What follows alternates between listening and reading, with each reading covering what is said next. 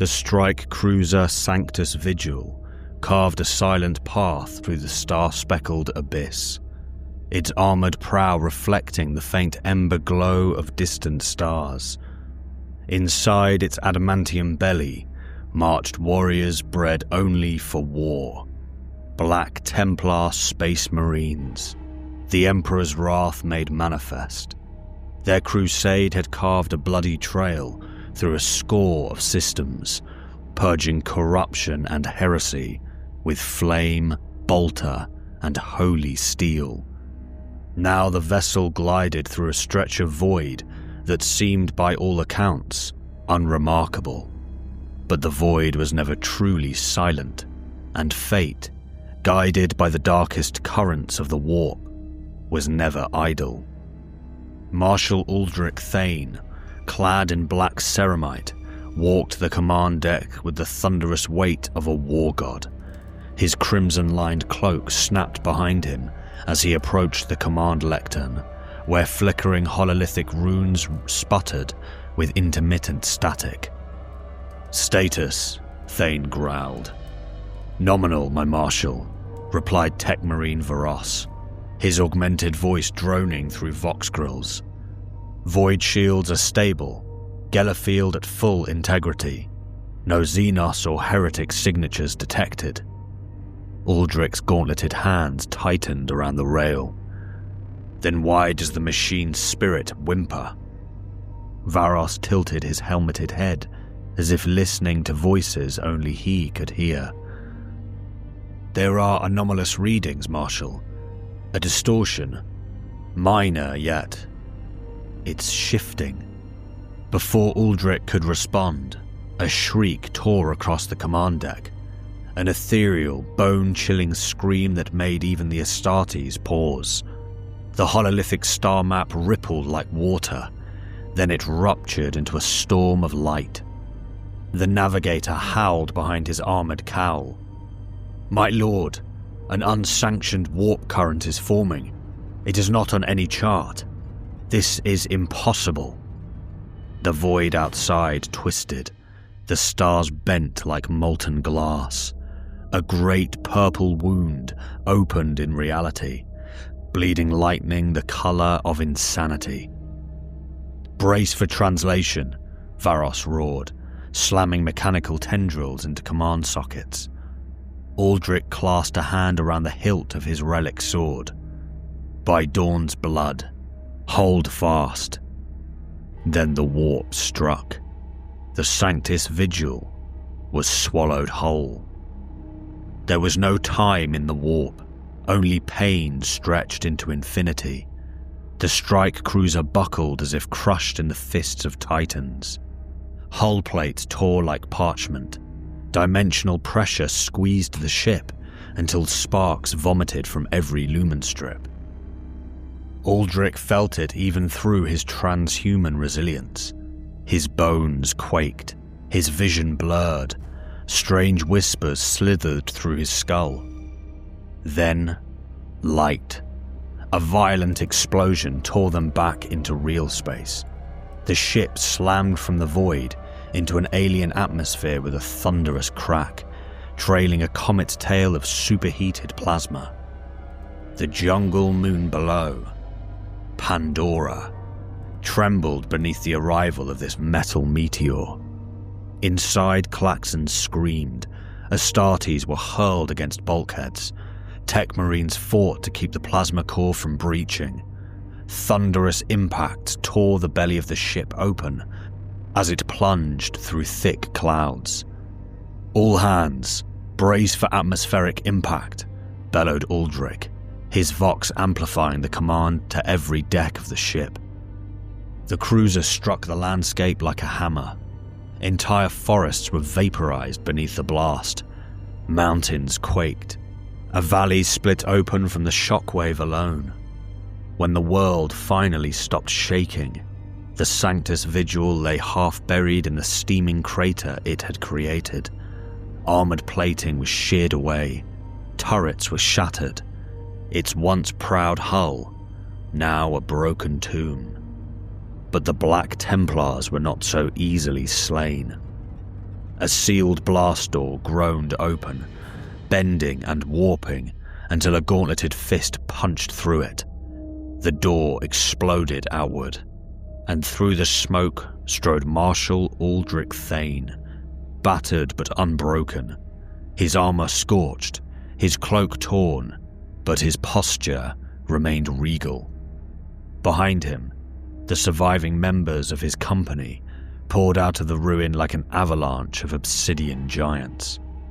The air was thick with humidity and alive with the chorus of alien insects. Bioluminescent spores drifted like falling snow. Towering trees rose so high, their canopies blotted out half the sky.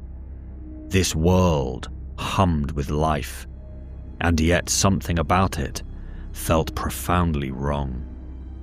Aldrich surveyed the landscape. Report.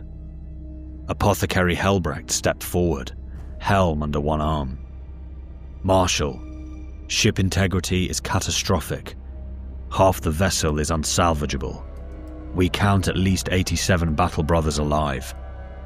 May the Emperor judge the fallen, Aldrich murmured. Yes, my Marshal. Helbrecht bowed his head. Tech Marine Veros knelt beside a cracked cogitator slab, his mechadendrites probing. The warp storm has thrown us beyond any known star chart. We are in unknown space, possibly another reality entirely. A moment of silence followed. Aldrich drew a slow breath. Then this world is ours to reckon with. Form a perimeter, the Marshal commanded. Brothers, spread out. Fortify the crash site. We will not be caught unprepared in alien territory. The Templars moved instantly, each step sinking into the soft, mossy undergrowth. They set up forward gun emplacements, motion sensors, and Auspex beacons. Chainswords hummed to life as brothers hacked away thick vines to clear lines of fire. The jungle responded with 1,000 strange sounds, chirps, pulses, and the rustling of unseen wings. Great tendrils of glowing flora curled away from the Marines' presence.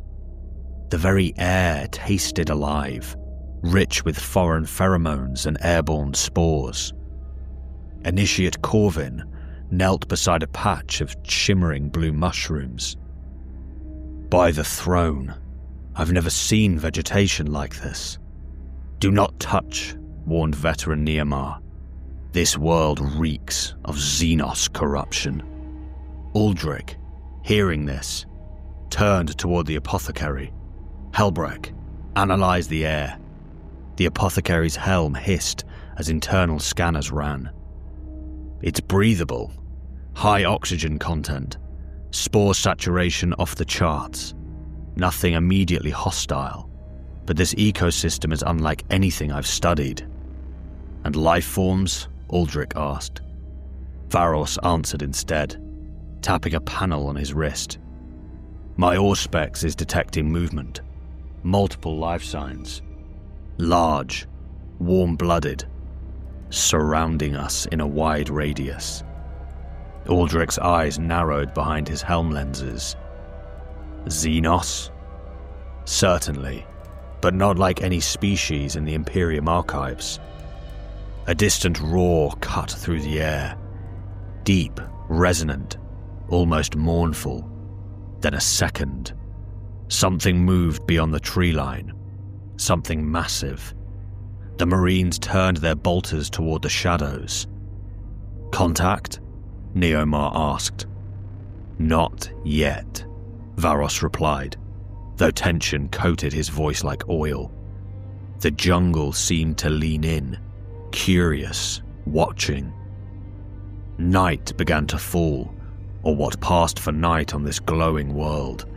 The treetops ignited with countless flecks of bioluminescence, until the jungle looked like a cathedral of living stars. Aldrich felt watched. His enhanced senses caught faint movements between the vines, humanoid shapes, tall and slender, their eyes gleaming like moons. "Life forms approaching," Varos whispered. Aldrich held up a fist. The entire perimeter froze, but the shapes withdrew into the foliage before bolters could find a target.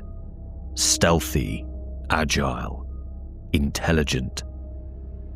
"These creatures stalk us," Neomar said. "Good," Aldrich growled.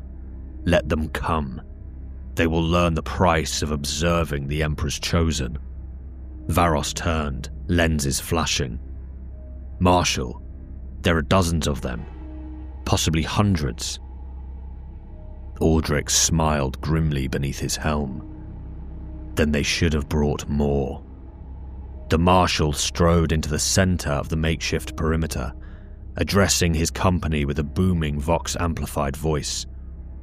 "Brothers of the Black Templar, we have been cast into a realm beyond human knowledge. The Emperor tests us, and we shall not falter." He raised his sword, still stained with the blood of 100 campaigns. "This world is rich with unknown Xenos life. We will not wait to be preyed upon. We will hunt. We will understand this place, and we will master it." He turned to his sword brethren. "Rivas, Corvin, Malthor, take your squads. 3 directions. Sweep the region. Discover the nature of this world, its threats, its resources, its inhabitants." The scouts saluted, each thudding a fist against their chest plates. "Bring me knowledge," Aldrich finished, "so that I may forge our next crusade." The 3 squads vanished into the jungle, shadows among glowing vines. And as they departed, the unseen watchers followed. Pandora would not give up its secrets easily, but the Black Templars were not known for asking permission. Sword Brother Rivas moved at the head of his scouting force, his booted strides whisper quiet, despite the weight of ceramite and adamantium. The luminescent foliage of Pandora parted before the Space Marines like intimidated supplicants, shedding glowing pollen that drifted around them in ghostly halos. Above, massive leaves rustled under the weight of unseen beasts. Behind, the jungle's hum shifted and whispered like a living entity. Every surface pulsed with verdant life, alien, aggressive, and watching. Rivas's vox clicked. "Brothers, maintain combat spread. This world is a false paradise. Assume every root and leaf hungers for your blood." "Aye," muttered Initiate Joran, checking his flamer. "Let them starve." The squad pressed deeper. Their armor's internal systems filtered the heavy scent of moss, ozone, and wet earth. Strange bird-like cries echoed. Not birds. Nothing here was so simple. "Contact ahead," murmured Scout Brother Dravik, sighting down his bolt rifle. "Large life sign. Stationary." "Stationary," Rivas echoed. "At ease or lying in wait. Advance, but weapons ready."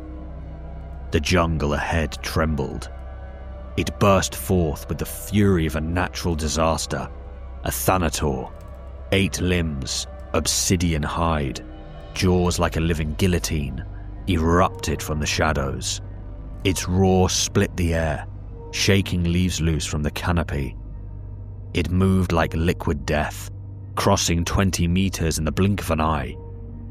Joran's flamer belched fire. The creature shrieked as the burning promethium splashed across its armored skull, but its momentum did not falter. It barreled into Joran, knocking the massive warrior backward several steps. Joran dug his boots into the soil, straining against the monster's incredible weight. "Emperor's teeth, this beast is strong." "Hold," Rivas snapped. Dravik fired a burst of mass-reactive bolts, Each round detonated inside the creature's flesh, spraying bioluminescent blood across the clearing.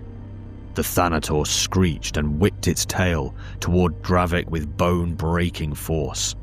Reavus moved. He launched himself with superhuman acceleration, his chainsword screaming to life as he met the monster mid-lunge. The blade bit deep into the Thanator's neck, carving through cartilage and sinew. The beast thrashed, snapping its jaws inches from Reavus's visor. Die, abomination! Reavus wrenched the chainsword free in a crimson arc that nearly severed the creature's head. Its body crashed to the forest floor, shaking the roots beneath their feet. Silence returned slowly, like air filling a void. Dravik nudged the corpse with his boot. Remarkable apex predator, adaptive musculature, multi-ocular vision, reinforced cranial plating. Joran snorted. Not reinforced enough. Reavus wiped glowing gore from his armor. Keep moving. If such predators roam freely, this world must have still greater threats. The squad advanced, unaware that eyes blinked open in the foliage behind them. Hours passed in disciplined silence. Pandora unfurled before them, vast roots like serpentine bridges, floating seeds drifting through the air like living lanterns, phosphorescent vines pulsing with rhythmic light. The moon's alien beauty felt almost serene, until it wasn't. A shriek split the sky.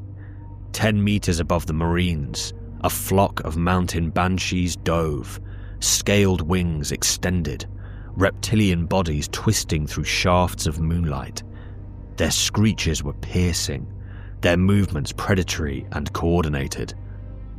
Sky assault incoming, Dravik warned. Engage, Reavus commanded. The banshees struck like lightning. Their talons raked against ceramite, but failed to find purchase.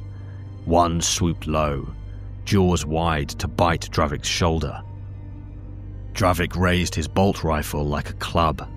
3 rapid shots detonated inside the creature's midsection, shredding its organs in a spray of luminous ichor. It spiraled to the earth, lifeless before it struck. Another banshee targeted Joran. The flamer whooshed, a column of fire engulfing the beast mid-dive. Its wings melted like paper.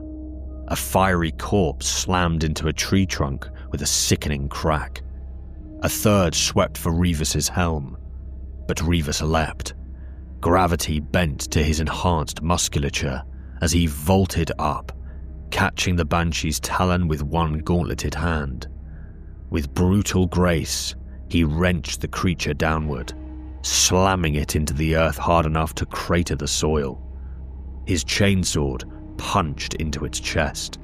The noise was a snarling vortex of steel and gore. The surviving banshees streaked and fled upward into the canopy. Dravik reloaded smoothly. I believe we have made a poor first impression upon the local fauna. Reavus scanned the tree line. If this world has a god of beasts, I hope it is listening. Let it know this: we are not prey. He didn't notice the blue shapes that slipped between the trees behind them. Silent, graceful, furious. The Marines continued their reconnaissance, treading over roots thicker than armored cables. They passed trees that glowed when touched, plants that recoiled, and insects large enough to devour dogs. Pandora breathed around them, a world alive in a way no Imperium planet ever was. Then they felt it, a tremor, a low rhythmic thudding. Something large approaches, Dravik said, raising his rifle. The forest parted as a titanothere, towering like a living tank, lumbered into view. Its hammer-shaped headplate glowed faintly, bioluminescent patterns shifting like tribal war paint. The beast snorted, steam curling from its nostrils. Joran grinned. Another sacrifice. But this creature did not charge blindly.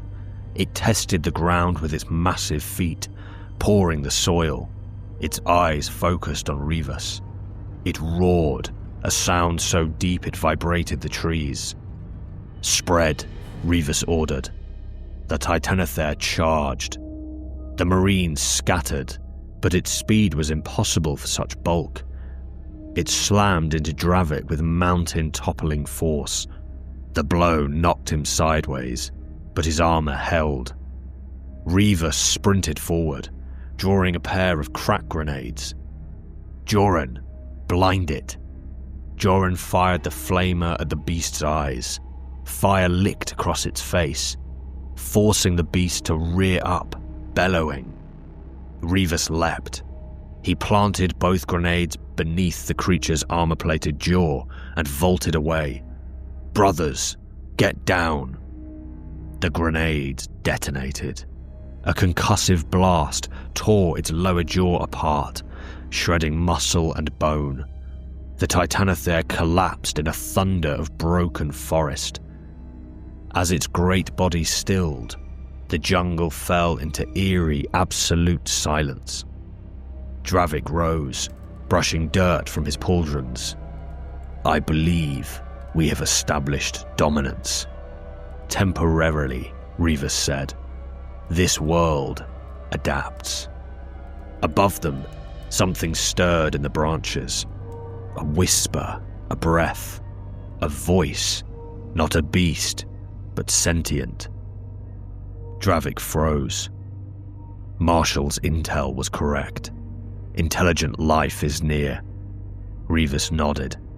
Eyes up. Weapons. He didn't finish. They emerged like spirits. Tall figures perched among the branches. Na'vi hunters. Their blue skin marked with swirling patterns of luminous paint. Their eyes glowed with furious intensity. Bows taller than a man rested effortlessly in their hands. Dravik whispered, confirming humanoid Xenos. Not aggressive yet. Joran muttered, let's give them a moment. A dozen Na'vi watched from the treetops, silent as death. Their expressions were carved from stone, rage tempered with discipline. They had watched the destruction of their predators, their balance of nature, their sacred beasts. They were not awed. They were enraged. Rivas slowly raised a hand. Xenos, this territory is now under the dominion of the Emperor of Mankind. Identify yourselves, and a Na'vi warrior drew an arrow, half as long as a Marine's arm, fletched in shimmering feathers, tipped with a barbed obsidian shard. The bowstring tightened. Rivas saw it, motionless in the branches above him. The hunter's face was carved with fury, grief, and resolve. Rivas, Dravik whispered. We are being targeted. The arrowhead gleamed in the dim half-light. The jungle held its breath. The bowstring released.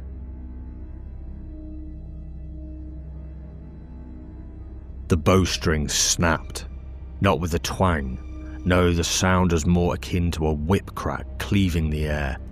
The arrow launched like a shard of night, its obsidian tip vibrating from sheer velocity as it cut through the dense Pandora air towards Sword Brother Rivas's heart. Rivas moved. To an unaugmented eye, he appeared not to move at all. Just a slight twitch of the shoulder, a faint shift of weight. But to Rivas, the world slowed to the pace of a heartbeat. He saw the arrow's flight, saw the way its spiraling fletching twisted it with deadly stability, saw the glimmer of bioluminescent paint still lingering on the archer's fingers. His combat knife was already in his hand. Ceramite gauntlet flashed. Adamantium edge met obsidian tip. The arrow shattered, splitting into splinters that hissed past his helm like angry insects. Half the shaft ricocheted off a nearby root the size of a battlement beam.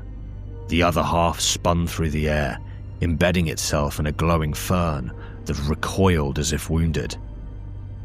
Revis's vox clicked open. Xenos hostility confirmed. The Marines raised their weapons, but Revis did not hesitate. He fired. The bolt pistol barked a roar that overwhelmed the jungle's breathless quiet. The mass-reactive round streaked upward in a burning arc. It found its mark and punched through the Na'vi hunter's chest with the explosive finality of righteous judgment.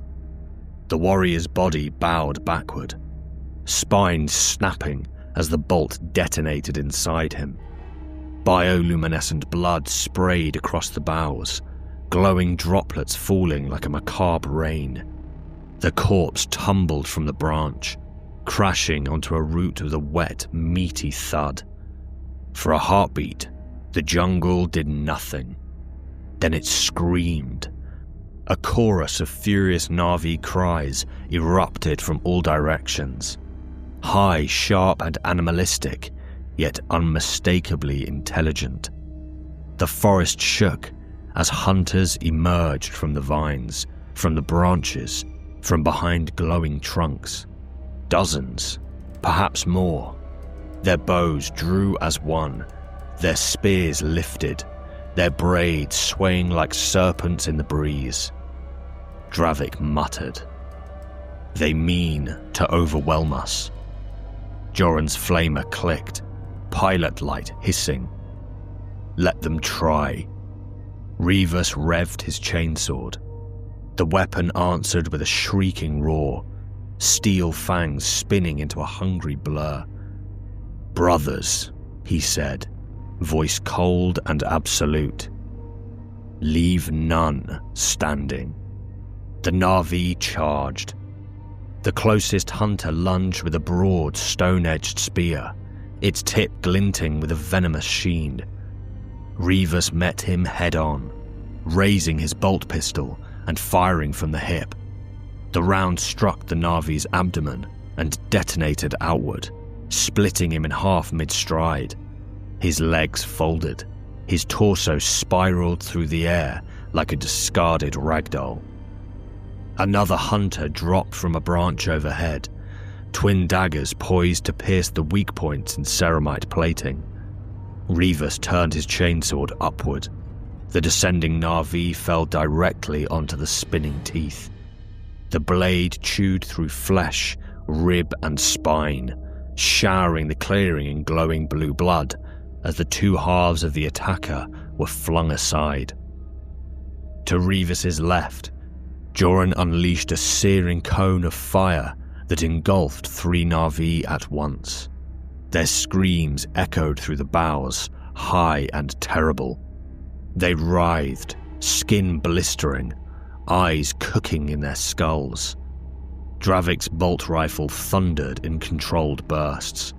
Each pull of the trigger tore through another body, shoulder, skull, chest, wherever the rounds found purchase before erupting in a spray of fluorescent viscera. But the Na'vi did not break. They were not conscripts, not beasts or mindless Xenos. They were hunters, warriors, defenders of something sacred, and they fought with a desperation bordering on suicidal. Two hurled spears struck Dravik's pauldron and thigh joint. They shattered against the ceramite, but the force staggered him. A third vaulted from a vine and tackled the scout brother, slashing wildly with a serrated blade. Dravik headbutted the attacker hard enough to crack bone, then fired a bolt into his chest at a point-blank range. The jungle trembled. The battle had only begun. Revis carved a path forward like a storm front of steel. His chainsword roared and sang, spraying gore in crescents across the glowing foliage. His bolt pistol barked a righteous fury, exploding limbs, skulls, rib cages. A Na'vi warrior sprinted along a branch 30 feet above, drawing an arrow tipped with something crystalline. She loosed it with a graceful, precise motion. Reavers saw the glint. He fired before the arrow left the bow. The bolt shell ripped her head apart in a luminous shower. Her body convulsed and dropped, bouncing off a root before rolling lifelessly into the underbrush. Another hunter leapt from behind, hoping to flank him.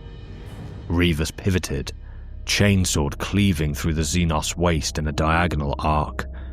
The top half of the Na'vi slid off, organs spilling, as his lifeless legs remained standing for a moment longer before collapsing. 3 more rushed together, attempting to coordinate. 2 with spears, 1 with a short bow. Reavers fired once. The bowman exploded in a burst of blue gore. The 2 spearmen jabbed forward from opposite angles. Reavers swung left, chainsword shredding the first attacker's arm clean off before slicing upward through his jaw. He pivoted right in the same motion, parrying the other spear with his combat knife before slamming his gauntlet into the hunter's face, hard enough to cave in its reinforced skull. Bodies piled at his feet. The jungle floor glowed with the blood of its defenders. But still they came. Still they screamed. Still they fought. The next Na'vi was fast, faster than the others. He darted between roots and lunged with a short obsidian blade. Reavers blocked, kicked, countered, but the Xenos slipped aside, moving with serpentine agility. He struck for a gap in the armor, between the plates of Reavers' right hip. The blade hit, but it wasn't a blade. It was a dart, thin, barbed, dipped in a viscous, shimmering green toxin. It punched through the joint seal and into his flesh. Pain flared. Reaver snarled and seized the Na'vi's throat with one massive hand. The warrior gasped, kicking and thrashing, but the Marine's grip tightened like a hydraulic vice. Bones cracked. The Na'vi's windpipe collapsed. Reavers lifted him into the air, fingers digging deeper until the neck gave way entirely. The limp corpse dropped to the soil with a dull thud. Reavers staggered. His breath hitched. His vision wavered as the poison surged through his veins, burning like liquid fire. He fell to one knee.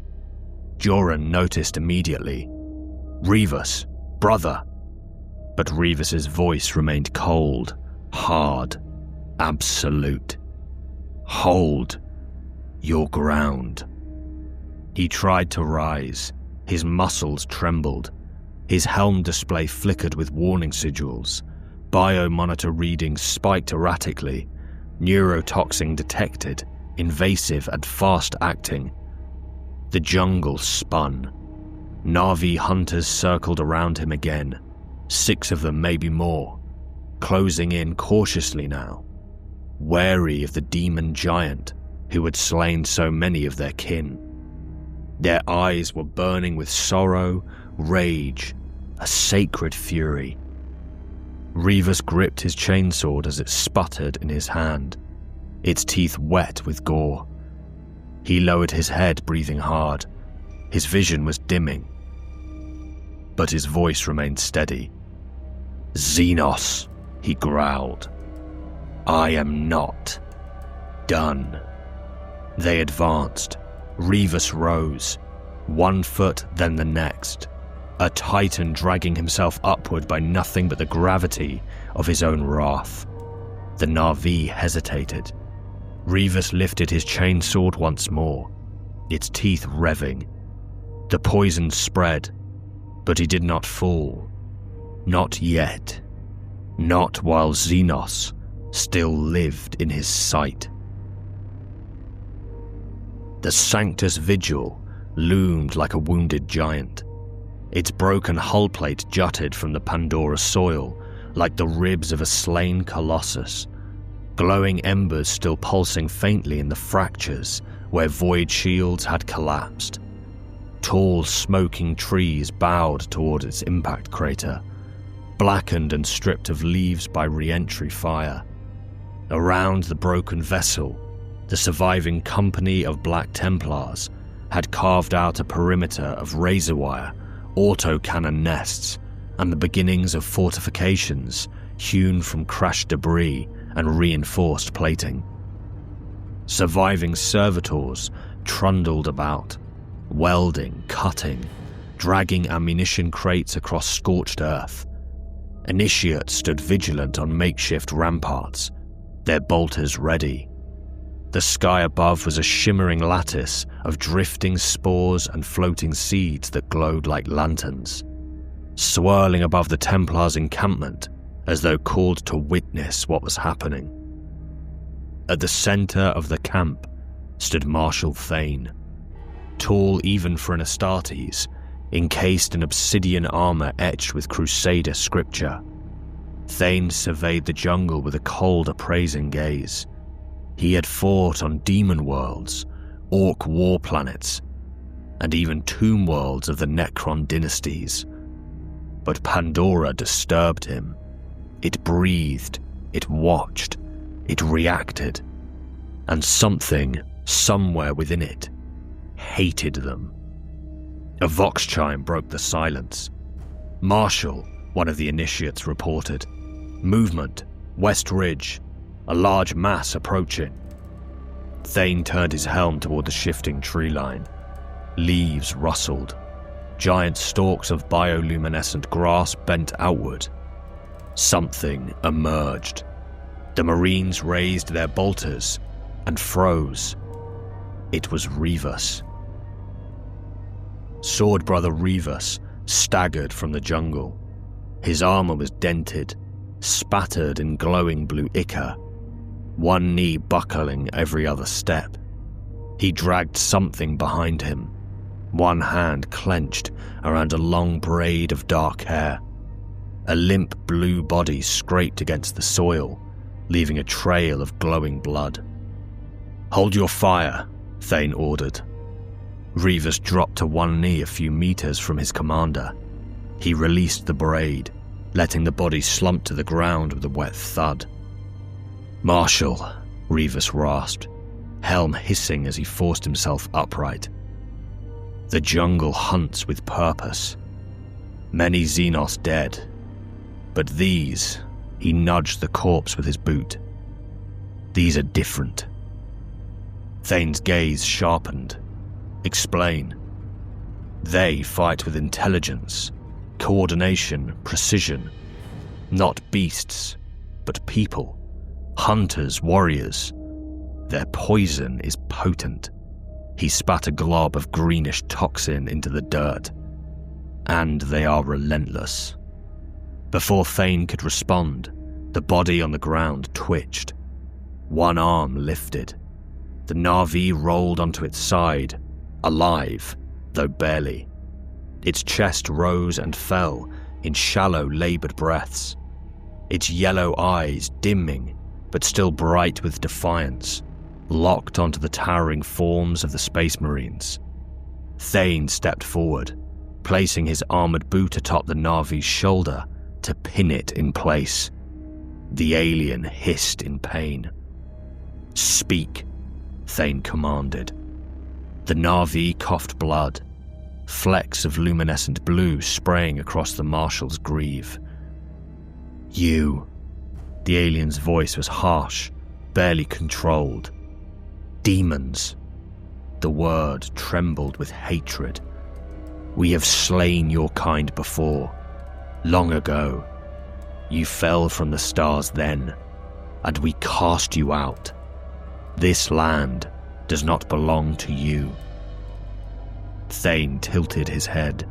A faint smile crept across his scarred lips beneath his helm. Demons, he repeated. Xenos. We are no demons. He leaned closer. We are angels. The Na'vi spat at him. Thane straightened.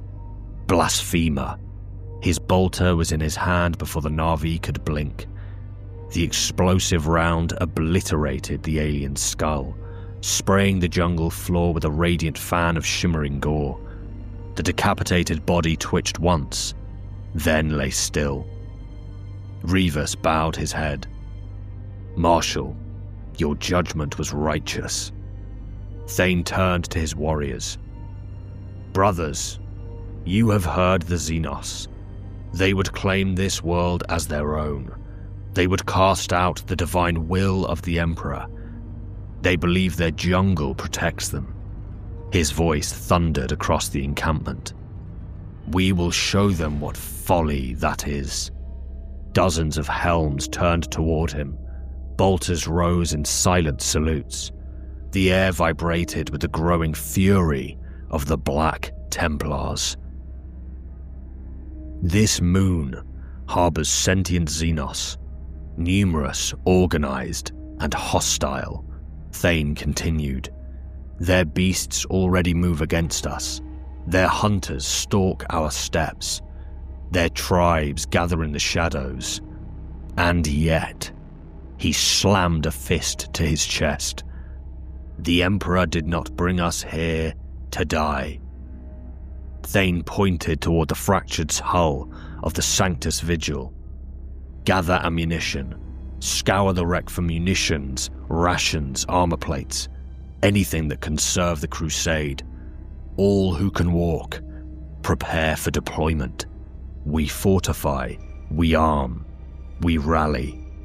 His eyes glowed with fervent zeal. These forests shall burn with holy fire. We shall scour this world clean. For the Emperor, for Dawn, for the eternal crusade. His next words were quiet, but carried a weight that sank deep into the hearts of every Templar present. Suffer not the alien to live. The jungle's breath returned in whispers. Glowing seeds drifted lazily through the air. The sounds of distant beasts echoed between ancient roots. In the shadows beneath floating mountains, a single Na'vi sprinted at full speed, darting between trees with desperate urgency. His chest burned, his braids whipped behind him. His bow was gone, his quiver empty. He had seen the slaughter. He had watched giants of metal carve through his hunting party like a living storm. He had seen his brothers torn apart by thunder, his sisters burned alive. Warriors, strong and proud hunters, reduced to scattering shards of glowing blood. He ran harder, up a spiraling route, over a fallen titan vine, across a branch as wide as a shuttle's wing, until finally he reached the great clearing, the heart of the tribe. Thousands of Na'vi filled the glade, warriors from several clans, their bodies painted in patterns of grief and fury. Mounted Ikran shrieked from the stone arches above. Torek Makto himself stood at the central fire, surrounded by the eldest shamans. All turned as the lone survivor stumbled forward, collapsing to one knee. He raised his head, eyes burning with terror and rage. "They are back," he gasped. "The demons of the metal sky." A ripple of fear, anger, recognition. "We fought them once," whispered one elder. "And we will fight them again," growled another. The survivor shook his head violently. "No, you do not understand," his voice broke. "They are worse now, stronger, more terrible. They do not die, they do not fear. They are not men." His next words chilled the air. "They are angels of death." A hush fell across the gathering. Torek Makto's eyes narrowed. "Then," he said, "we go to war." Above them, thousands of Ikrans shrieked in unison, like a sky preparing to let loose a storm, and far away in the clearing of ash and metal, Marshal Thane raised his sword toward the heavens. Two storms, two peoples, two fates, destined to collide.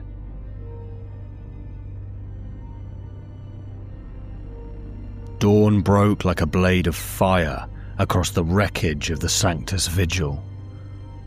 Orange sunlight pierced the canopy, glinting off the scorched ceramite plating of the Black Templars' encampment.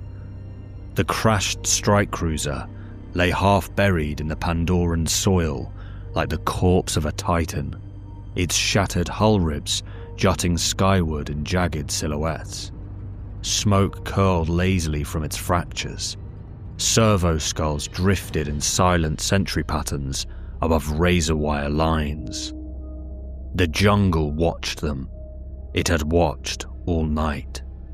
Marshal Thane stood on a makeshift battlement, fashioned from a collapsed blast door, surveying the perimeter with a gaze carved from stone. His armor, etched with crusader scripture, still spattered with bioluminescent Na'vi blood, it glowed dimly in the rising light. The Emperor's angels had endured the night, but the jungle was not finished. Not by half. The Black Templars had prepared as only Astartes could. Heavy bolters mounted on crash-forged readouts, flamer nests dug beneath roots broad enough to shelter a rhino. Minefields were laid with melter charges, repurposed from torn-open torpedo housings. Autocannon emplacements scavenged from the ship's ruined dorsal battery. A ring of death was carved in steel. Techmarine Vorst moved between the gun lines, his mechadendrites carrying ammo belts as thick as serpents. "Ammunition reserves are stabilized," he crackled. "Void capacitor cores successfully repurposed for heavy bolter feed. We may sustain fire indefinitely." "Good," Thane answered, his helm tilting toward the humming jungle. "We will need it." Then, a sound, like rain, but heavier. The Templars stiffened as the vibration carried through the soil, up their greaves, into their bones. The jungle began to glow. From all directions, hundreds of bioluminescent figures emerged from the trunks, then thousands. Warriors of many tribes, their faces painted in morning blues, yellows, and reds. They fanned out, their bodies moving with serpentine grace. Mounted riders on dire horses weaved through the underbrush, their beasts snorting and pawing the earth with claws sharp as knives. Above, shadows passed across the sun. Dozens of Ikran. Their beating wings shook the air. A perfect encirclement. Tribes united by a fury older than memory. Thane smiled bitterly. "So," he murmured, "this is it." A Na'vi horn cried out. The jungle exploded. Thousands of warriors surged forward at once, screaming war chants that shook the ground. Ikran riders dove from above, their javelins ready. Dire horse riders galloped in from the flanks, spears raised high. The horizon became a wall of tall blue bodies. The entire jungle seemed to attack. Marshal Thane drew his power sword, its edge thrumming with a low, hungry hum. "Templars," he bellowed. "The Xeno come for us. Let them break upon the shield of the Emperor." The Black Templars roared as one, and the world erupted. Heavy bolters opened fire, the sound was apocalyptic. Mass reactive shells tore into the charging Na'vi ranks, detonating bodies into clouds of glowing blue mist.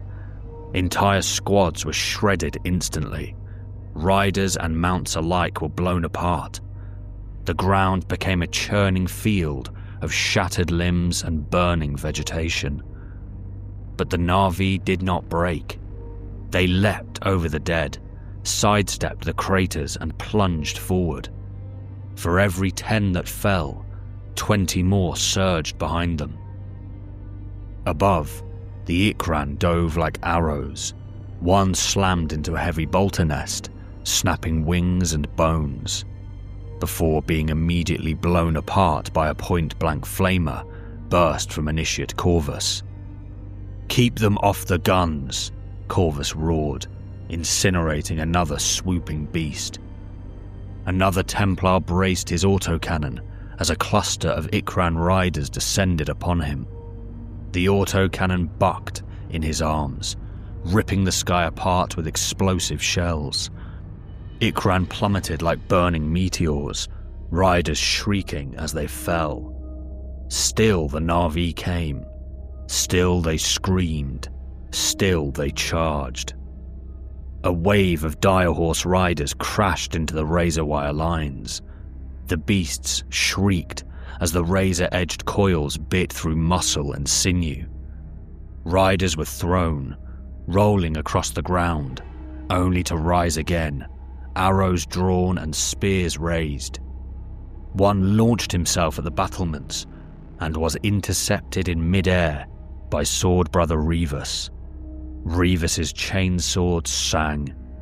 A single swing severed the Na'vi from shoulder to hip, spraying glowing blood across the barricade. Another warrior attempted to flank him, spear aimed for a gap in the pauldron. Revis caught the spear shaft in one hand. He shattered it. Then he shattered the warrior's throat with a punch that seemed to break the sound barrier. He leapt down into the melee below, landing like a rock. His chainsword tore through a cluster of Na'vi, their bodies flying apart like leaves in a storm. But even Revis could feel it. There were so many. More than any single Hive-World uprising. More than an orc swarm or a gene-stealer cult. A tide of flesh and fury, bound by a single purpose. Even Astartes could drown in enough bodies. "Marshal," a Templar voxed urgently. "The aerial assault's increasing." Thane looked up. The sky was blotted out.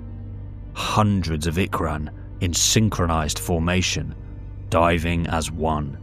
Their wings folded tight. Spear points glinted. War cries thundered. Thane raised his sword.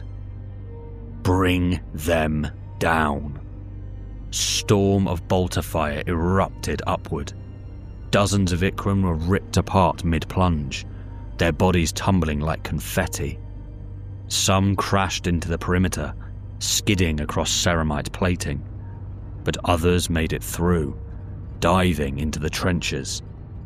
One rider landed atop a Templar, stabbing wildly. The blade snapped harmlessly against ceramite. The Marine grabbed the Na'vi by the spine and crushed it like a twig before hurling the corpse aside. Another Ikran rider impaled himself on a bayonet spike, but his mount continued ripping and clawing until a flamer turned both of them to sizzling ash. Still they came. Still they screamed. The Templars were unyielding. A cluster of Na'vi reached the outer barricade, leaping over fallen trees and bodies. They surged toward a heavy bolter nest, 3 warriors dodging fire with their inhuman agility. One reached the emplacement. He stabbed. The spear glanced off the Marine's greave, only to be caught by the Templar's gauntlet. The Marine tore the weapon from the Xenos hands, reversed it, and drove it straight through the Na'vi's chest with enough force to pin him to the earth. 2 more lunged. The Templar smashed one aside with his bolter and snapped the spine off the other with a twist of his armoured fist. A sentinel turret swiveled, firing point blank into the bodies still twitching on the barricade. The breach was closed. Bodies stacked too high.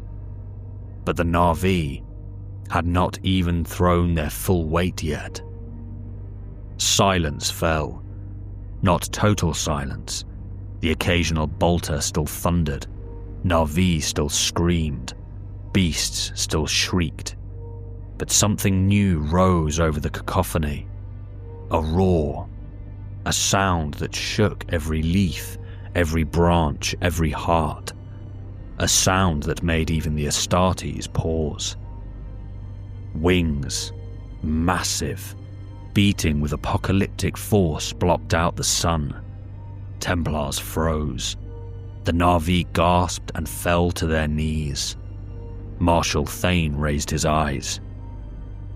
Revis whispered, "By Dawn's blood." A shadow eclipsed the wreck, spanning the entire crash site. Then the beast descended, screaming fury incarnate. The great Leonopteryx, the Taurok. Its wings blazed red and gold against the sky, each flap sending shockwaves through the battlefield. Its fanged maw opened in a roar that split the air like thunder. Upon its neck sat a single rider, his face painted in war stripes of blood and ash. The Na'vi leader, Torok Makto. He pointed his spear toward the Templars. The beast dove. Thane's helm lenses widened. "Brothers," he growled, lifting his sword to the heavens. "Brace." The sky fell on them. The Taurok descended like an eclipse of living fury. Its wings tore the air into screaming vortices as it plunged. A streak of crimson and blue fire splitting the sky. Trees bent and snapped beneath the pressure wave of its descent. The bioluminescent war paint smeared across its scaled hide, pulsed like gold in the sunlight. For the Black Templars, it was like witnessing a myth beast cast in flesh and flame. For the Na'vi, it was salvation itself. For Marshal Thane, it was simply the next target. "Steadfast," Thane roared, his voice booming like a war drum. "Let it come." But even an Astartes could not have predicted the sheer terrifying momentum of the Taurok. With a scream that split stone and shook souls, the beast slammed into the barricade. Its talons, each the size of a man's torso, swept aside a pair of Templars, throwing them like ragdolls into shattered trees. But it didn't stop. The Taurok's head snapped sideways, faster than any earth creature its size should move. Its jaws, lined with serrated bone plates, clamped around the torso of Brother Sergeant Morkes. The Marine had no time to shout. The jaws crushed inward. Ceramite buckled. Metal cracked. Morkes' Vox emitted a single burst of static, and then the Taurok bit down with all the force of a living avalanche. A spray of blood mist and pulverized armor burst outward. Brother Sergeant Morkes ceased to exist. For the first time since making planetfall, a Black Templar was dead. Then every helm turned toward the beast, and wrath ignited. "It feeds on the faithful," Revis roared. "Slaughter it." The Black Templars surged as one. Bolters roared at point-blank range. Heavy shells tore into the Taurok's flank, exploding in gouts of red-blue ichor. Chunks of scale flew like shrapnel. The Taurok shrieked and thrashed, knocking Marines sprawling, tearing trenches apart with wing beats that could topple a tank. Marshal Thane waded through the storm, each footfall cracking roots and bones alike. "Focus fire," he commanded. "Bring it down." A squad of initiates obeyed instantly, dropping to one knee and unleashing a synchronized volley. Explosive rounds punched into the Toric's chest. One of its wings collapsed, bones snapping like a felled tree. It staggered. Revis jumped onto its back, driving his chainsword into the base of its skull. The blades ground against bone, sending sparks flying. The Toric screamed, bucked, twisted, but the Black Templars did not yield. Another volley hit, then another, then another. The beast's screech broke into a wet gurgle. Revis leapt free an instant before the Toric's titanic form toppled, impacting the ground with a quake that sent leaves raining from the canopy. The last shadow lay still, and Torok Makto fell with it. He tumbled from his mount's neck and crashed through the underbrush in a blur of braids, beads and war paint, rolling until he hit exposed Pandoran soil with a heavy thud. Silence fell for a heartbeat. Then Thane walked forward. Torok Makto rose slowly, painfully, but defiantly. He was bleeding heavily from the nose, from the lips, from a dozen small cuts, shrapnel from exploding bolts. His left arm hung limp, dislocated or broken, but his right hand clutched a long knife carved from Toric bone. His eyes burned with hatred. He saw the dead Toric. He saw the ring of steel closing in. He saw the giant in black, Thane, approaching. He spat blood onto the ground. Thane stopped 10 paces away. "Warrior," Marshal said, voice low but carrying. "You have earned a death worthy of respect. Draw your blade." The Na'vi bared his teeth and hissed. "I need no permission from a demon." He raised his knife. Thane sheathed his power sword with a click. Every Black Templar froze. "Marshal," Revis growled. Thane held up a gauntleted hand. "A warrior's death," he said. "Steel to steel." He withdrew only his simple combat knife. Bare ceramite handle, mono-edged, functional and unadorned. "Come then." Torok Makto roared and charged. He was fast, faster than any human. He moved like living lightning, closing the 10 paces in less than a second, launching into an overhead strike meant to split the Marine from helm to breastplate. Thane sidestepped it effortlessly. The blade slammed into the earth with enough force to carve a trench. Before the Na'vi could recover, Thane struck, aiming a gauntlet forward, but pulling the blow just enough to keep the duel honourable. Torok Makto ducked, then twisted into a sweeping slash, aimed for the gaps between Thane's thigh plates. The Marshal shifted 1 foot. The blade missed by a hair's breadth. The Na'vi fought with ferocity, speed, and desperation. Thane fought with calm inevitability. Torok Makto struck again and again and again, each attack more frenzied, more powerful and wild. Thane dodged each one with the small, efficient movements of a warrior who had fought for over 200 years. A final slash came, one last desperate arc toward the soft joint of the knee. Thane turned his wrist. He caught the Na'vi's blade between 2 armoured fingers. Torok Makto's eyes went wide. Thane's voice was ice. "Enough."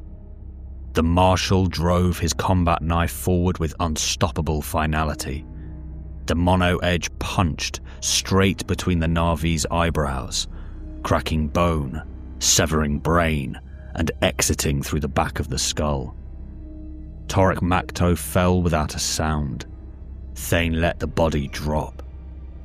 Blue blood pooled into the soil, glowing faintly. The jungle went silent. Thousands of Na'vi warriors watched their champion fall.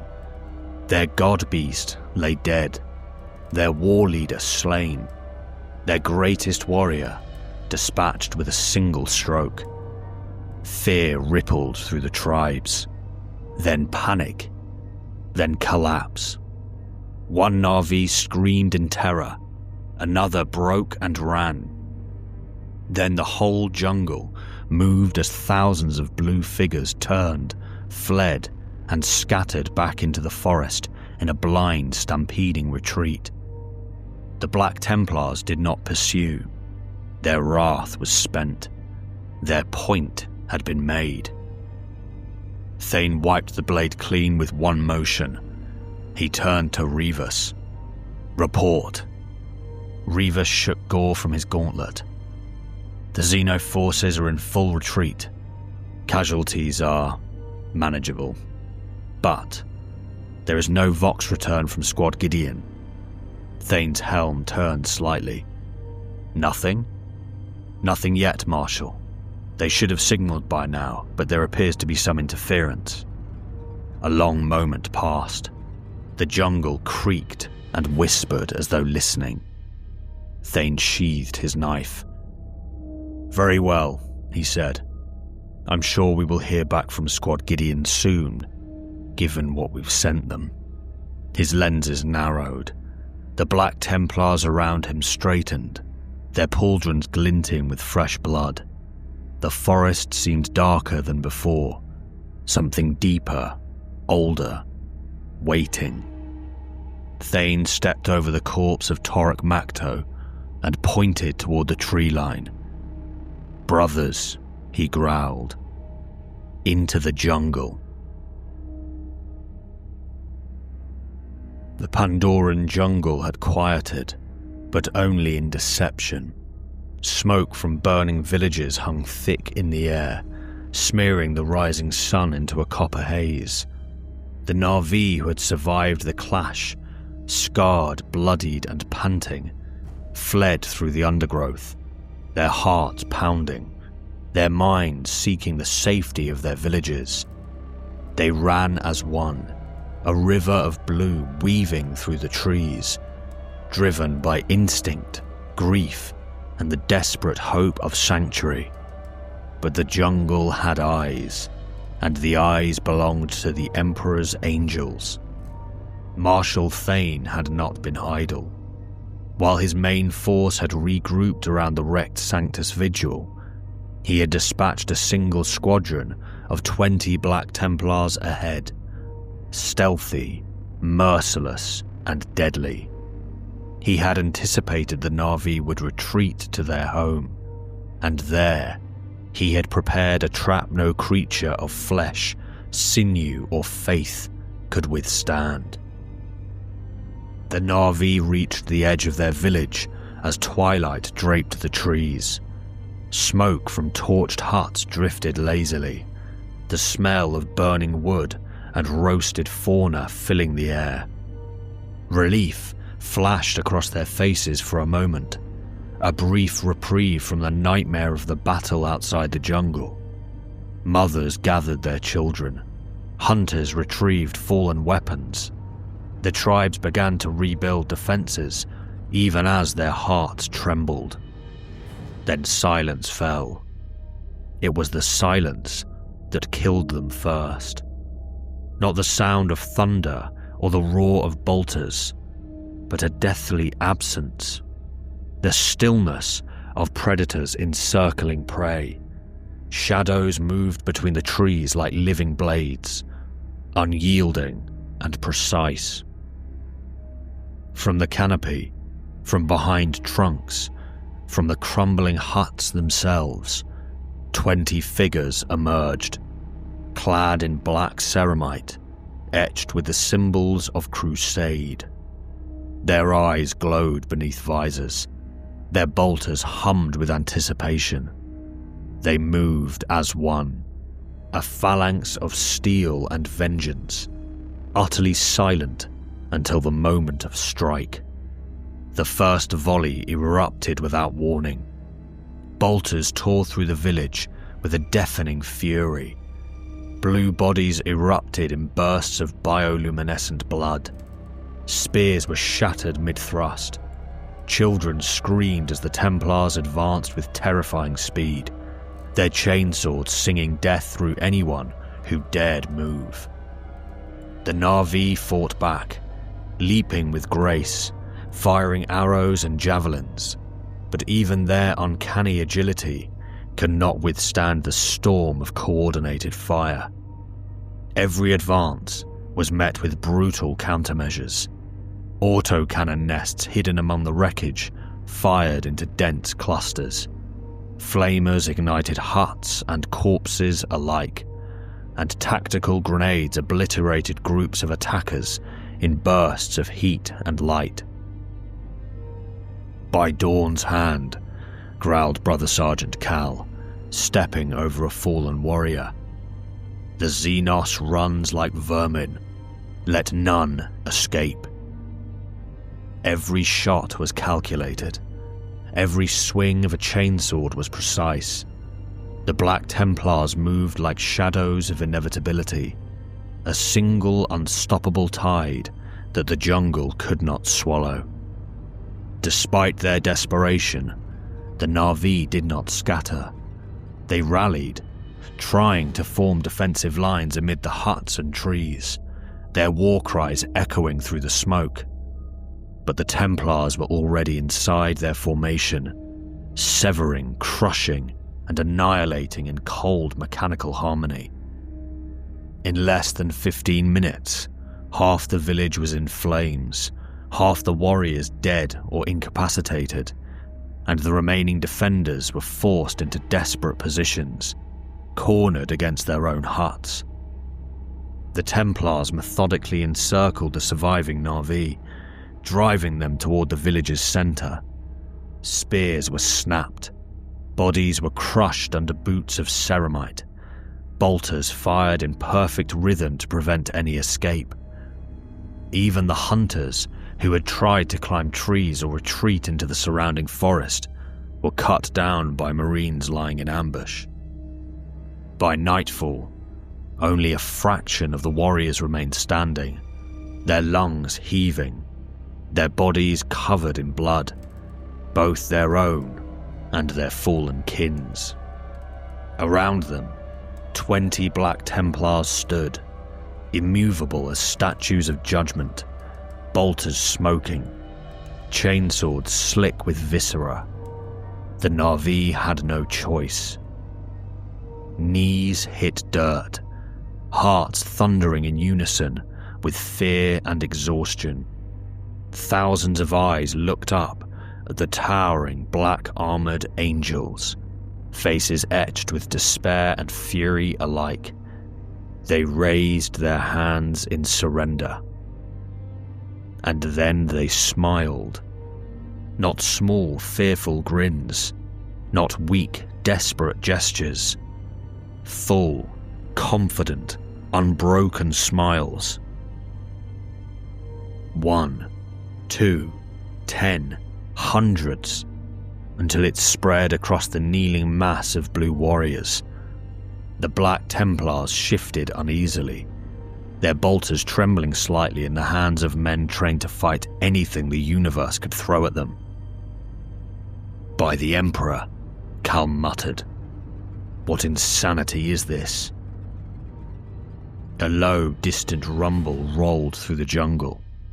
Birds scattered, and from the shadows, animals of all sizes emerged, massive hammerhead-like beasts, snarling felines, flying gliders. The wildlife of Pandora itself seemed to rally, answering the silent command of the Na'vi. Branches snapped under enormous weight, claws dug into the earth. Wings beat the air in a rising, deafening crescendo. The Black Templars spun, trying to locate the source, bolters raised and chainswords ready. But for the first time in Thane's campaign on Pandora, even the angels of the Emperor could not claim certainty. Thousands of beasts surged from every direction, converging on the kneeling Na'vi.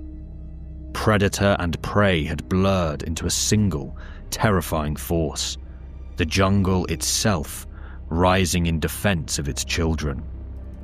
The Templars' advanced squads braced, their disciplined ranks tested like never before. And yet, even as they fired, the sheer mass of the charge seemed inexorable. Cal's voice cut through the chaos, calm, but edged with the first hint of unease. Hold the line. Hold.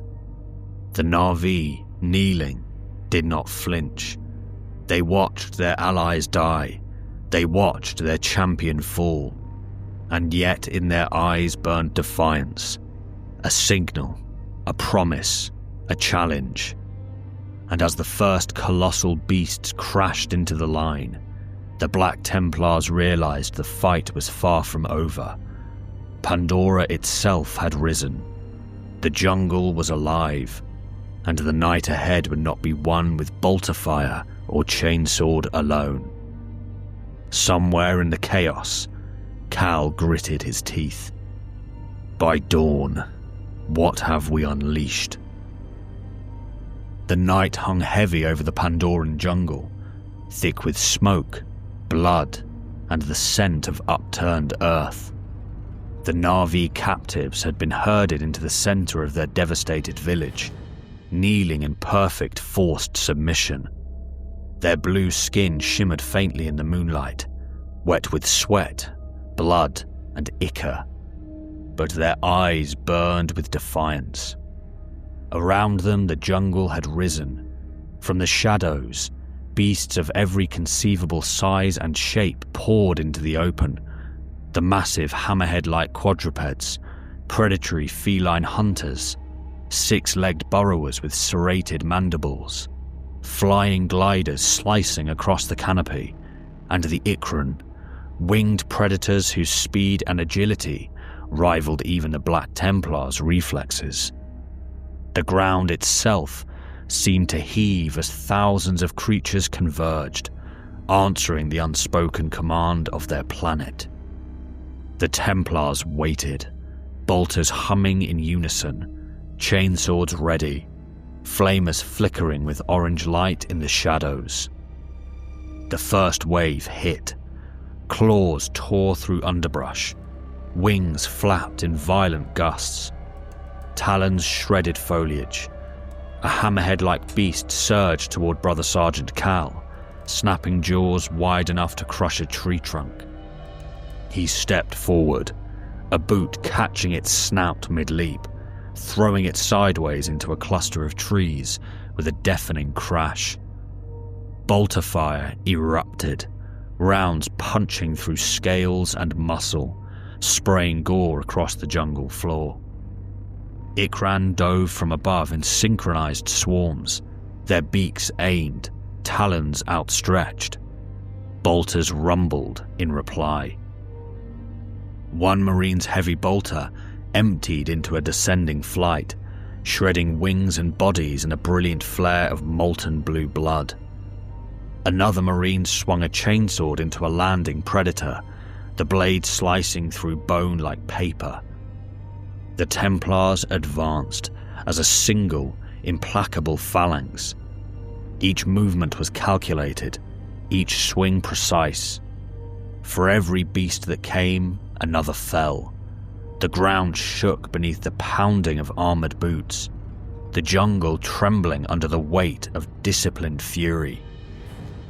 Amid the chaos, a subtle movement caught Brother Sergeant Cal's eye.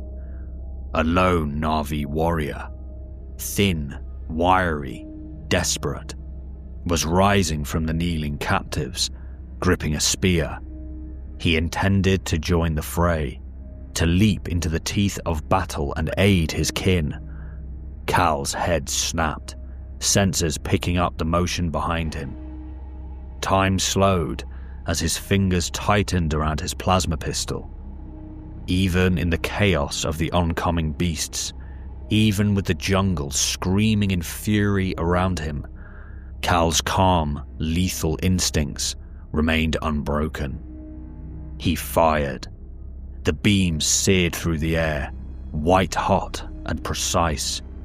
The Na'vi warrior's torso disappeared in an instant, the shot clean, merciless, perfect. His limbs collapsed into the grass, leaving nothing but scorched flesh and the echo of a warning. "Do not move," Cal bellowed, vox booming over the din. "Remain on your knees, or your death will be no less swift than his." The kneeling Na'vi froze, their eyes widened in fear, their chests heaving. Even amid the storm of flying claws and snapping jaws, they obeyed. The Templars pressed forward. Brother Initiate Vorst cleared the path with a heavy flamer, roasting a pack of rampaging quadrupeds before they could reach the line.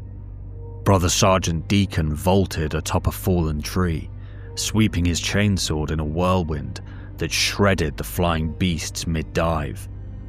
The Black Templars moved like a black-hued storm, unrelenting, unstoppable, precise in their execution. For every beast that lunged, 10 more fell. Bolters tore through flesh and scale. Flamers turned charging predators into smouldering ash.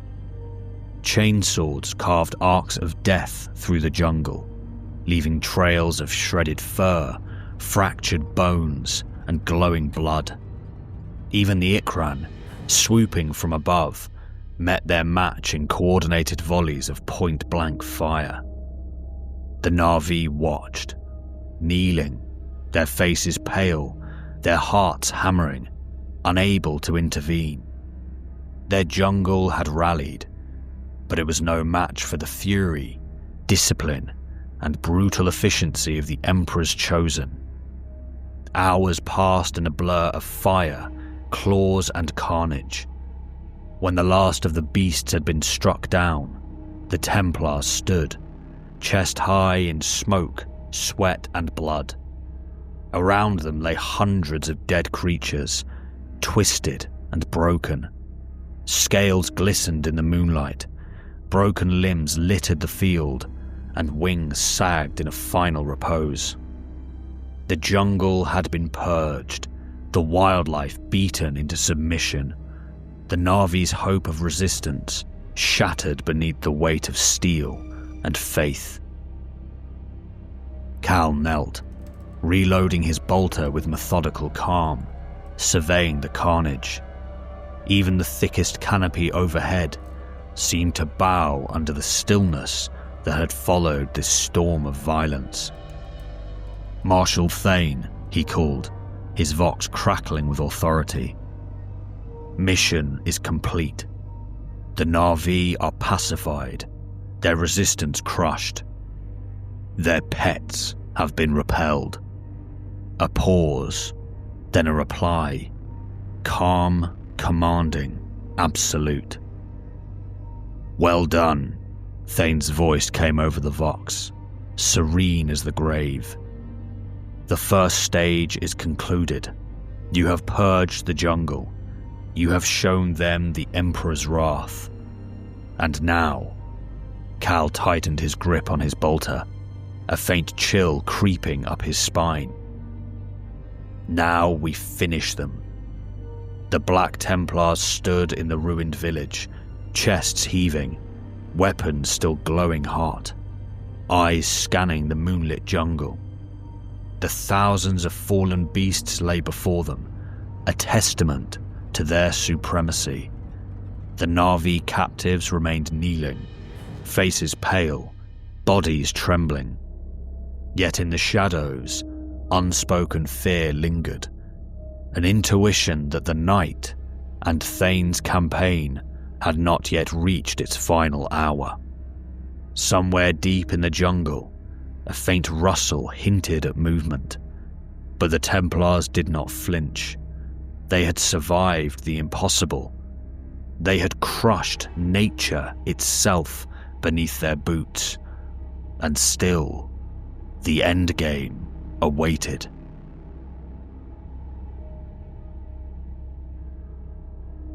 The fires of the Na'vi village still smouldered when the sky began to tremble.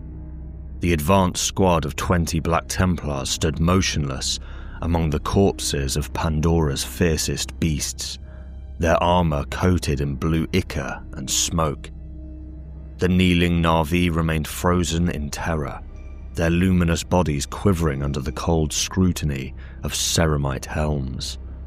Brother Sergeant Cal stood before them, bolter lowered but not holstered. His eyes never left the jungle's edge.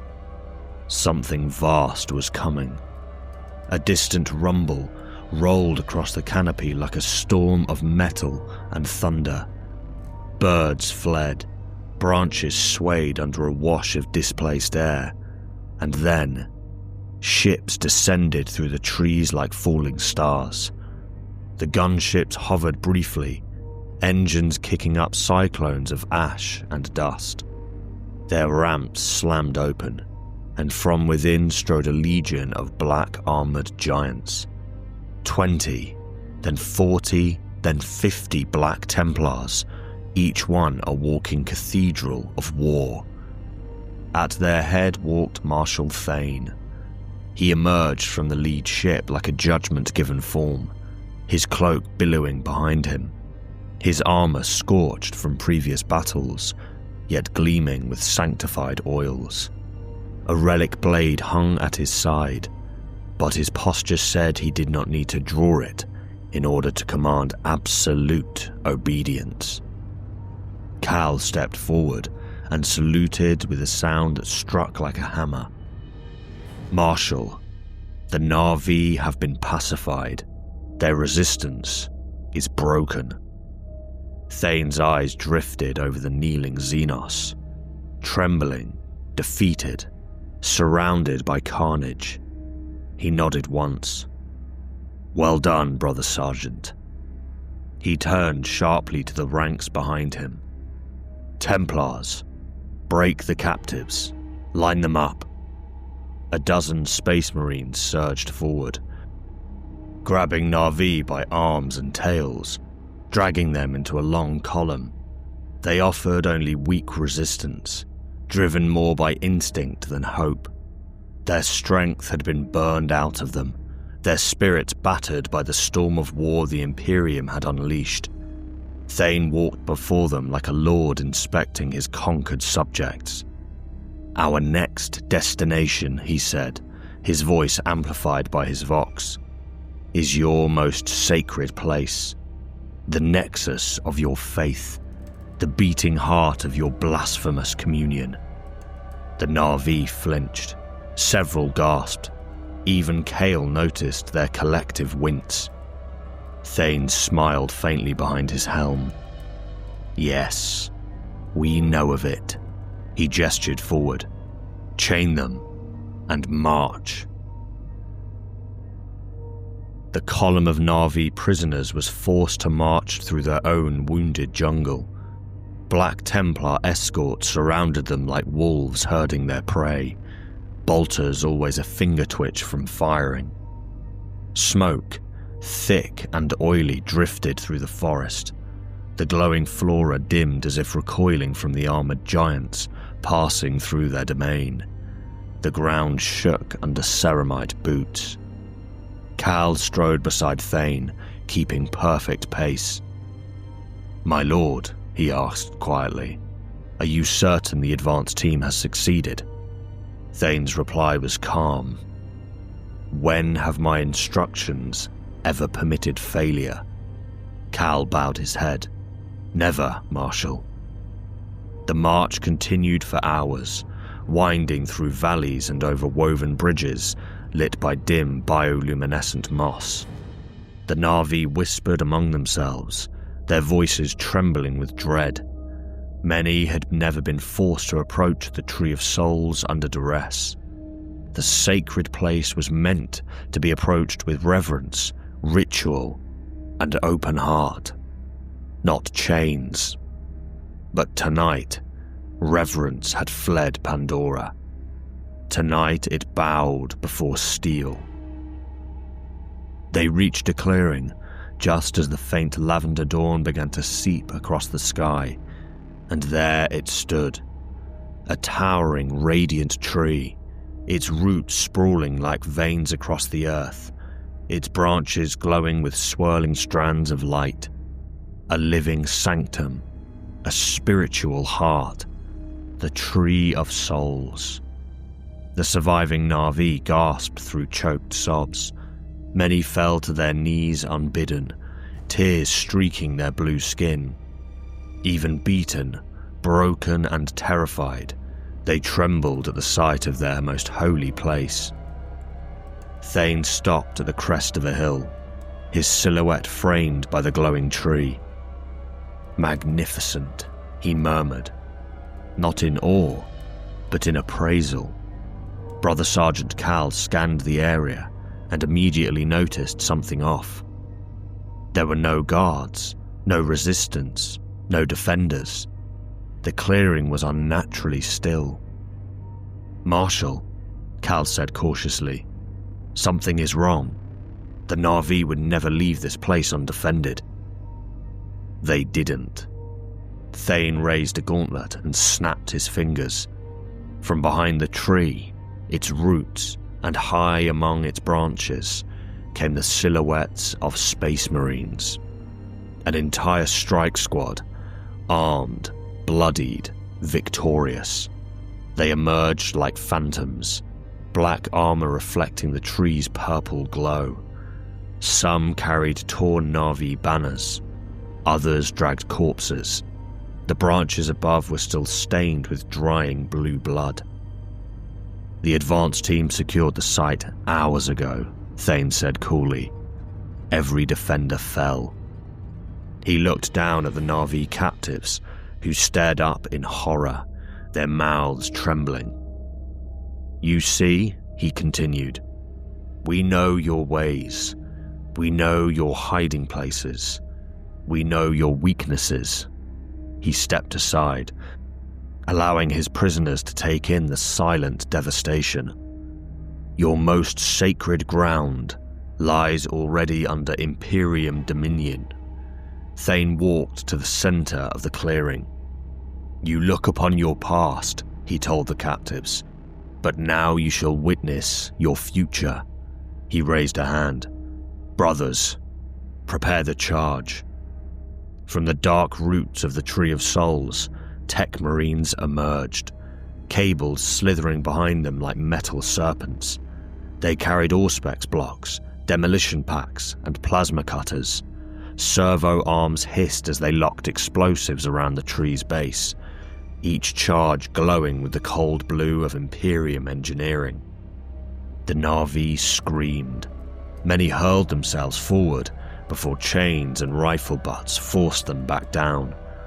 One cried out, voice cracking, "Please, please no." Thane ignored him. He turned to his chaplain. "Is the sanctification complete?" "By the Emperor's will," the chaplain intoned, "this unholy idol shall fall." Thane nodded once. Then he looked to Cal. "Brother Sergeant?" "Yes, my lord." "Light it." Cal activated his Vox and uttered a single word. "Detonate."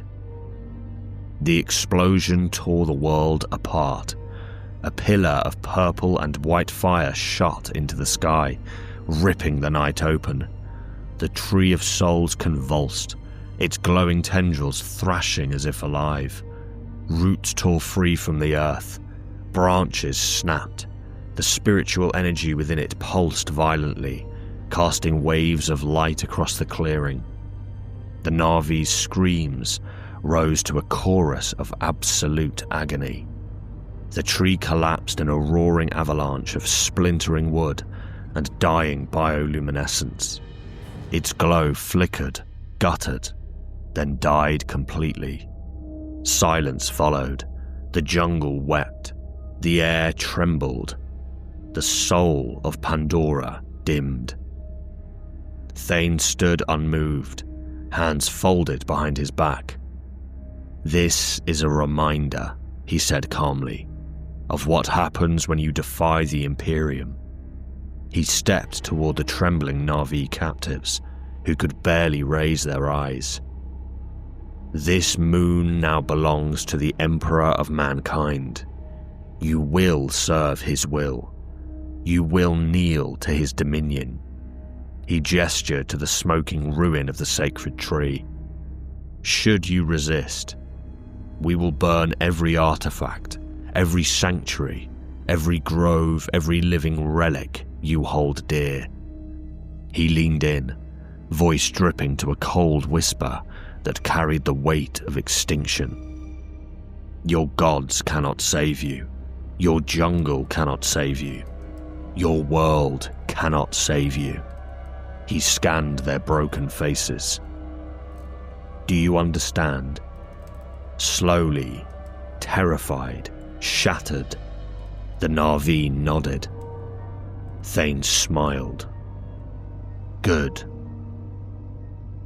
The ruins of the Tree of Souls still smouldered months later. Ash drifted through the Pandoran forest like grey snow, drifting over broken roots and shattered bioluminescent vines. The jungle no longer sang.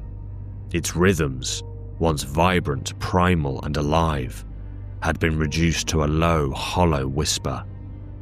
Beneath a sky of drifting ash, the broken Na'vi walked in shackles, and towering over them in every direction were space marines. Black Templars in midnight armor supervised every step, every tool lifted, every beam positioned. Their voices were clipped orders over the crackle of sparks and snapping cables. The gutted remains of the downed strike cruiser Sanctus Vigil loomed over the worksite, its hull torn open, its engines blackened from atmospheric re-entry, its prow split like the skull of a titan. But it was rising again. Piece by piece, plate by plate, bolt by bolt, under the gaze of the Emperor's angels and the labour of the conquered. For relentless months, the Na'vi worked beneath the shadow of this titanic warship. The once proud hunters now hauled ceramite plates on their backs, dragged adamantine beams through the mud, and climbed scorched scaffolds with servo cables slung over their shoulders. When they faltered, a marine's barked command forced their trembling limbs back into motion.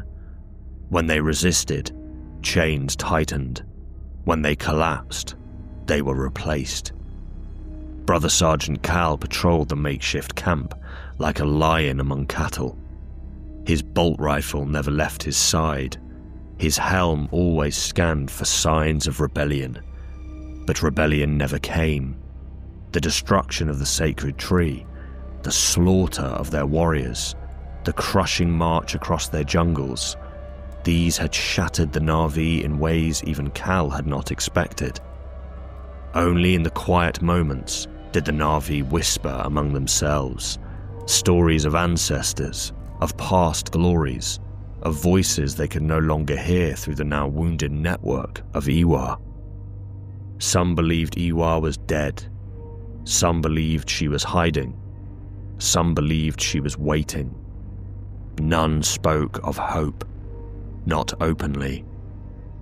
At last, in the final days of the 6th month, the jungle shook with the first rising roar of plasma engines.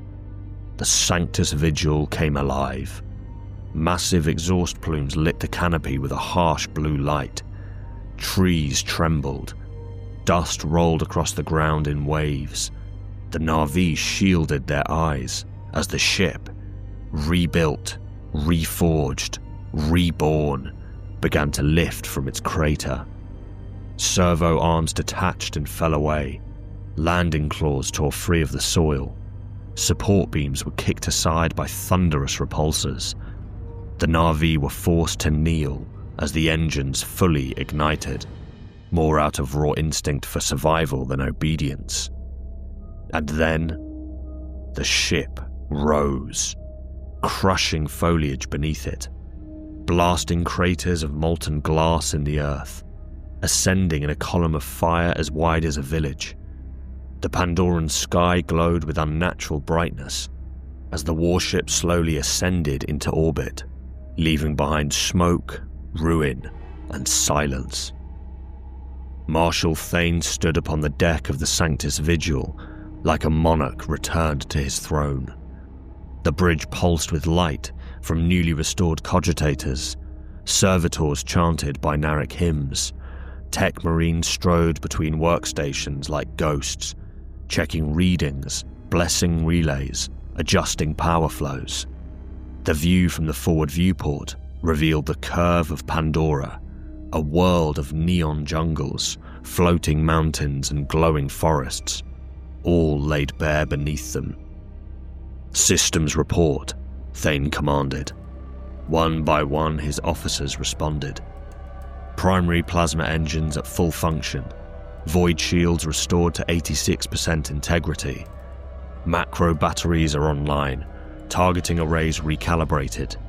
Orbital augers detecting multiple Na'vi settlements. All Lance batteries charged and awaiting coordinates. Thane nodded. The gesture carried the weight of a death sentence. "Brothers," he said quietly, "does our ship stand ready to deliver the Emperor's judgment?" "All systems confirm, Marshal," Cal replied, helm tucked beneath his arm. "The Sanctus Vigil is at your command." "Excellent." Thane stepped forward until he stood directly before the viewport. "Then let the Na'vi see the face of true retribution." "Bring targeting systems online," Thane ordered. Bells chimed across the ship as the macro cannons pivoted toward the surface. The vast barrels glowed with internal fire. Lance batteries extended like spears of light from the cruiser's flanks. "Target, sir?" Cal asked. "All of them," Thane replied. The command echoed through the Vox like a death knell. "Commence bombardment." Pandora erupted. From orbit, the first lance strike looked like a spear of sunlight piercing the atmosphere. Thin, white, incandescent. It slammed into a Na'vi settlement with surgical precision, vaporizing everything within hundreds of meters. The second strike was broader. Macro shells streaking downward like meteors, leaving trails of fire behind them. They detonated across the plains, sending shockwaves across the jungle. Floating mountains trembled, herds of beasts scattered in terror. Bioluminescent forests were reduced to craters of molten, glassy soil. And still the bombardment intensified. Every salvo was a hammer blow from the heavens. Every impact, a declaration of Imperium dominance. Every explosion, a new scar carved into the planet's surface. On the bridge, Thane watched with the cold satisfaction of a man fulfilling his divine duty. "Let the galaxy remember this moment," he said softly. "Pandora is purged." Below, in the depths of the devastated jungle, only a few Na'vi remained alive. They hid in caverns beneath shattered floating mountains. They fled into underground rivers untouched by the bombardment.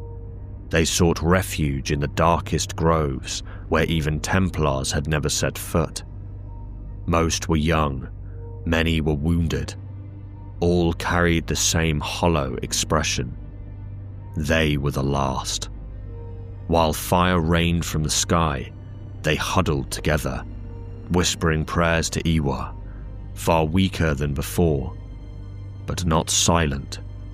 For Iwa was wounded, not dead, and she watched from the deepest roots, waiting for a moment the Imperium did not foresee. The bombardment lasted hours. When the final macro shell fell and the last lance beam faded, Pandora lay cracked and smoking beneath swirling black clouds. Forests were annihilated, villages erased. The jungle's song reduced to a faint, dying echo. On the bridge, Thane clasped his hands behind his back. "This world has been cleansed," he declared, his voice amplified across the ship. "It now stands compliant, reborn in the Emperor's light." 100 Marines saluted in unison. "For the Emperor, for the Emperor, for the Emperor." The warship's light dimmed as the guns powered down. Thane turned to Cal. "Brother Sergeant, prepare reconnaissance detachments." Cal bowed. "Destination, my lord?" Thane's eyes drifted to the holographic display, showing Polyphemus and its orbiting moons. "There are other worlds in this system," he said, "and they too must be brought into the Emperor's embrace." He allowed himself a thin, satisfied smile. "Dispatch scouts to each moon. We will bring his justice to all who dwell here." The Sanctus Vigil angled its prow toward the nearest moon, engines humming with growing power. Pandora burned quietly beneath them.